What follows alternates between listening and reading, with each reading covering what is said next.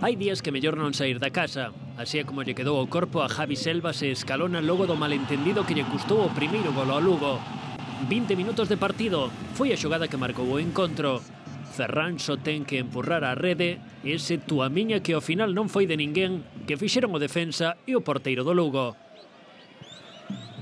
E se a isto engadimos un segundo gol 8 minutos despois, danos a ecuación que explica a derrota do Lugo diante do Leganés. Un cazagoles como a Arruabarrena non deixa escapar ocasións como esta. A derrota da Universidade dáballe vía libre ao Lugo, que visitaba un Leganés en crise con 4 derrotas seguidas e con 2 trocos de adestrador no último mes. Aínda así, o Lugo dispuxo de boas oportunidades, sobre todo a balón parado. O Leganés contou coa permisividade arbitral, cometeu multitude de faltas e algún penalti como este por mans de Jonai que o árbitro non apreciou. Tamén é certo que o contragolpe puxeron en máis dun apreto a Escalona. Oportunidade para Martín Ortega. Perderon os de Quique Setién, pero en días como este é cando se lle dá máis valor ao traballo feito con anterioridade.